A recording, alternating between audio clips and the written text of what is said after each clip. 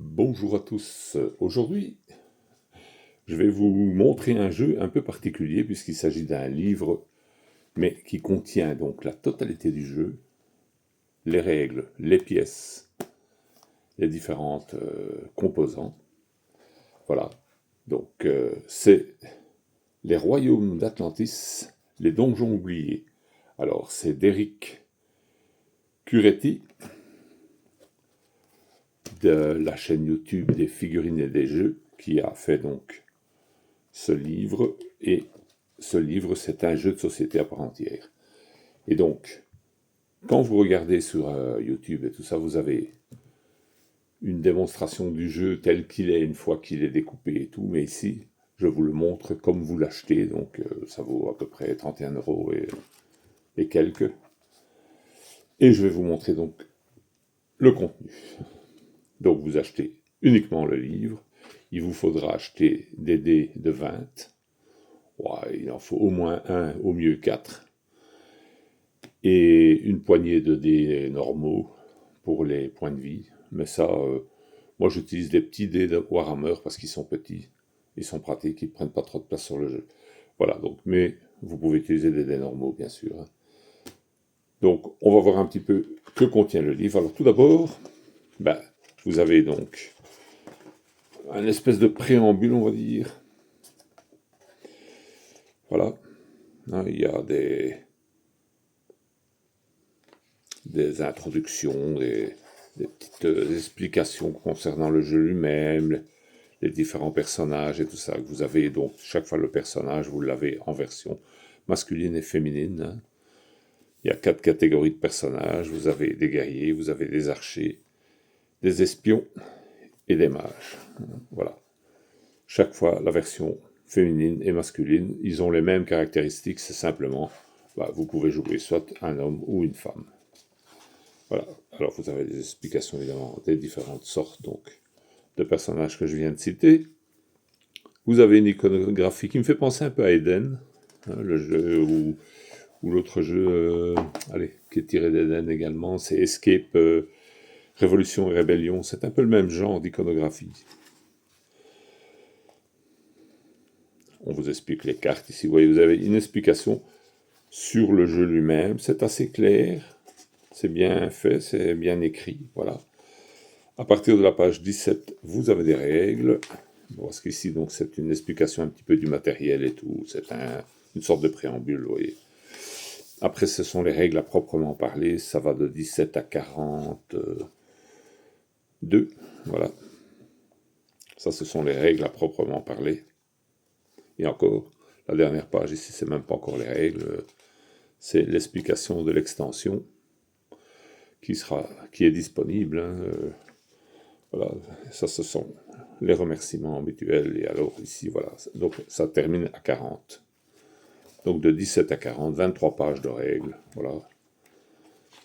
Voilà, avec l'iconographie et tout ça. Tout est bien expliqué. Une fois que vous avez passé donc ceci, vous arrivez au matériel à proprement dit. Vous avez les fiches personnages, vous voyez. Je vous disais, l'iconographie qui ressemble un petit peu à celle d'Escape. Voilà. À chaque fois, bien sûr. Le dos est vide pour pouvoir découper et coller.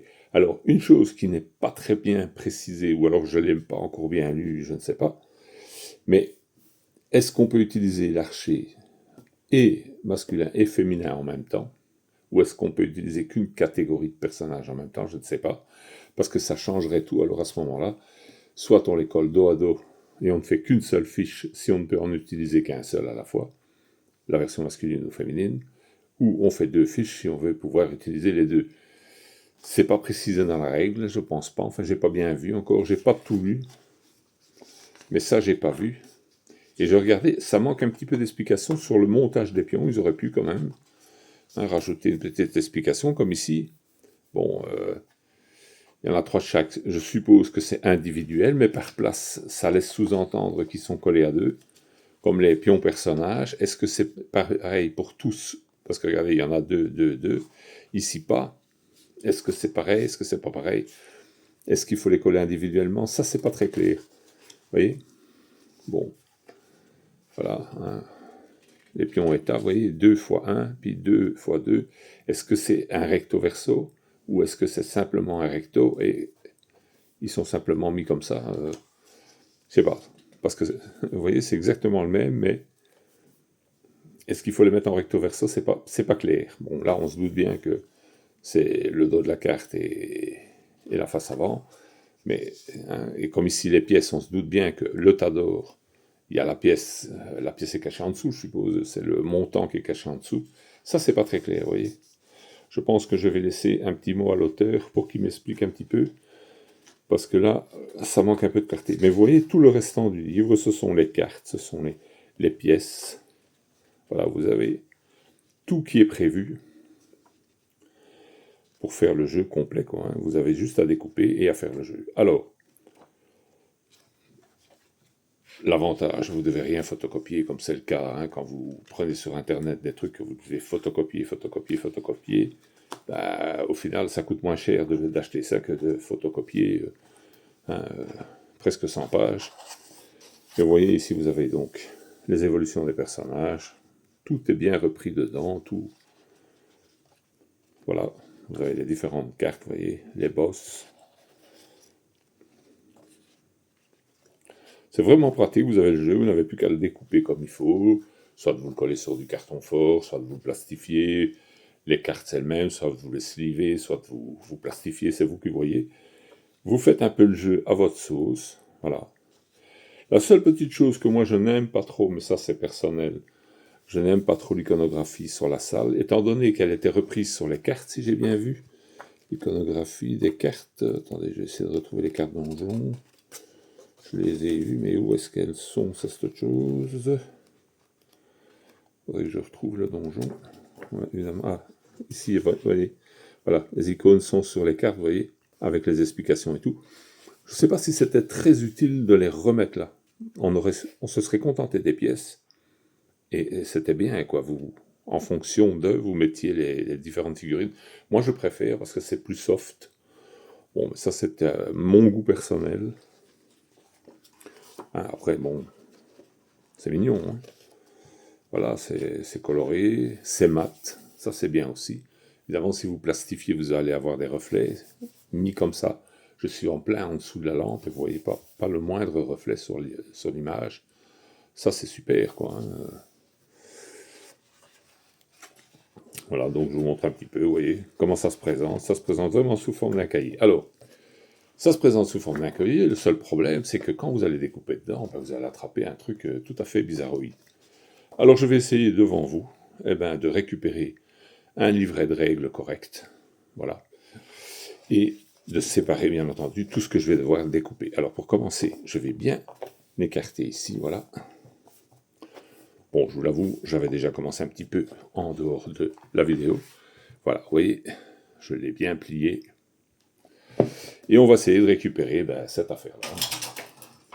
Donc j'ai préparé un petit peu de matériel, bien sûr. Du collant, mais surtout de quoi découper proprement, sans faire le goret. Alors, je ne vais pas le couper à plat, contrairement à ce que vous pourriez croire, mais je vais le découper comme ça, verticalement. Pourquoi? Parce que j'ai moins de chances d'esquinter. Donc on va essayer, hop.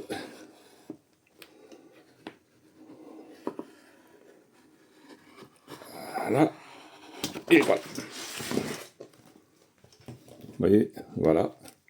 J'ai le fascicule complet avec toutes les règles.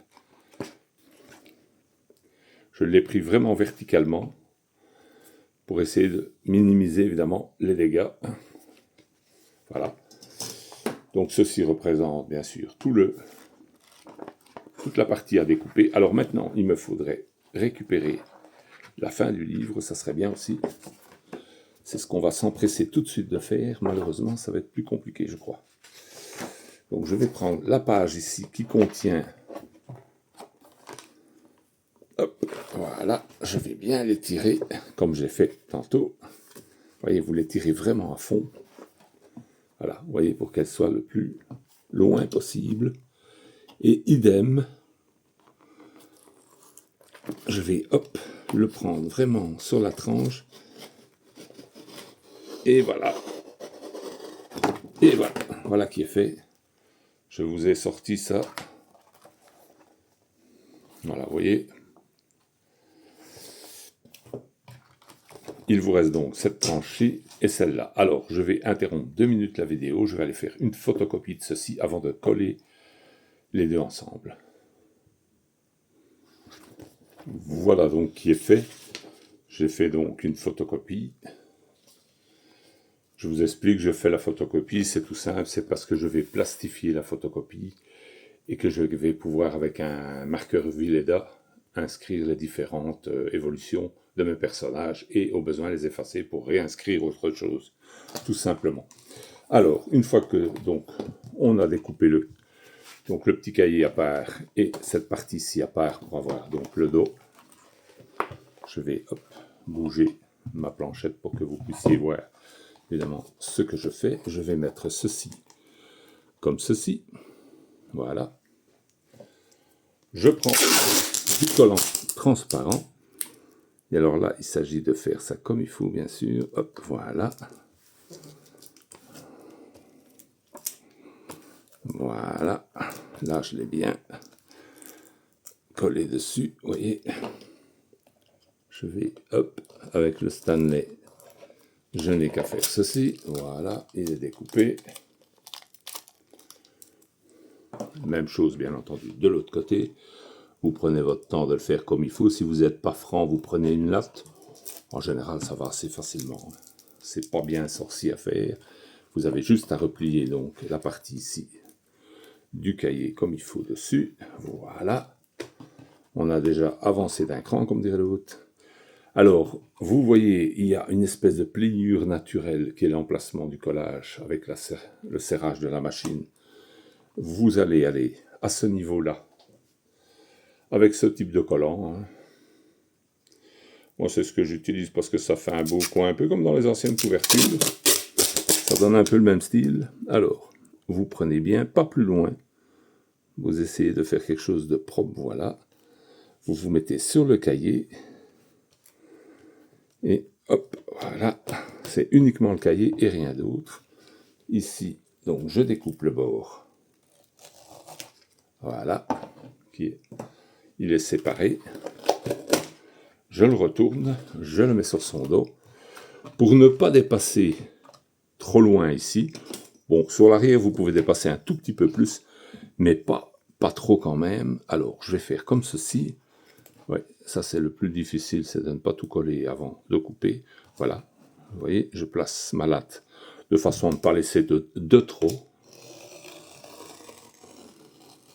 Voilà, voilà qui est fait. Vous voyez, la chute, elle est sur le dos de la latte, j'ai plus qu'à l'enlever et l'acheter. Alors, bien entendu, couper correctement ici le petit morceau qui dépasse. Voilà, qui est fait. Et je n'ai plus qu'à redresser sur l'arrière mon collant, vous voyez. Hop, voilà, façon bien haut.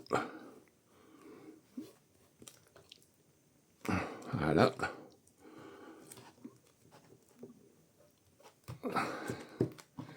Voilà qui est fait.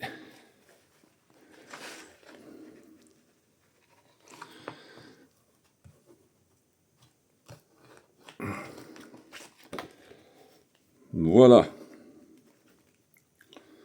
Il y a juste un petit bout là que j'ai pas coupé assez fort. Peut-être plus facile avec les ciseaux. Parce que le petit bout là il dépasse un tout petit peu.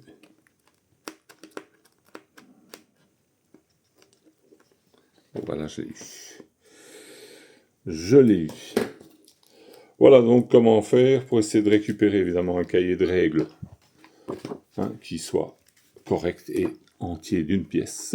Voilà, vous avez toutes les règles ensemble, vous voyez. Voilà, juste un petit collant ici sur l'arrière.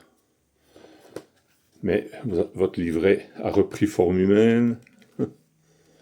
Maintenant, si vous voulez, vous pouvez le renforcer une deuxième fois. Vous pouvez mettre un deuxième collant, mais vous voyez, moi j'en mets qu'un seul et j'ai pas été trop loin exprès. Autant pour ne pas gâcher la vue de face et pour ne pas masquer, bien sûr, les cris. Hein, mais sinon, voilà. Donc, j'ai séparé les règles du reste du cahier. Alors, pour la suite, ben, pour ici, vous pouvez vous faciliter la vie. Il y a un blanc tout le long ici, vous voyez. Il est partout identique. Vous posez votre règle à un petit centimètre du bord comme ça, et vous coupez les feuilles que vous sortez à fur et à mesure. Et vous aurez les feuilles bien dégagées pour pouvoir les découper, faire ce que vous voulez avec. Mais comme ça, voilà, votre cahier est démonté. Vous avez votre livre de règles séparé. Ça, c'est le malheur. Ils auraient dû faire ça en 2 pièces. Vous voyez, ils auraient fait 2 petits cahiers comme ça, mis ensemble. Vous retiriez le cahier avec les pages à découper. Ça aurait quand même été mieux. Bon, voilà. Il y a moyen de faire quelque chose de propre, vous voyez, de récupérer proprement. En plus, j'ai ma page en entier. Si jamais je dois la photocopier, comme elle est mise là, ben, j'aurai plus facile. Voilà. Comme ça, c'était une petite explication de comment faire pour récupérer vos règles correctes. Vous voyez, avec la couverture, tout, vous avez tout. Hein. La préface et les règles. Il n'y aura plus qu'à découper ça, mais je vais d'abord me tourner vers le créateur pour voir. Bon, je suppose que là, c'est prévu recto verso, là, je suis hors champ. Hein, sur ce type de pion, les pions personnages ici, que c'est prévu simplement pour être plié, pour avoir un pion recto verso. Mais je ne sais pas si c'est prévu comme ça pour les monstres. Parce que vous voyez, ils sont par 2 également. On pourrait aussi les plier et faire recto verso. Ça, c'est moins clair, vous voyez. Voilà. Donc, je vais voir un petit peu qu'est-ce qu'il a prévu.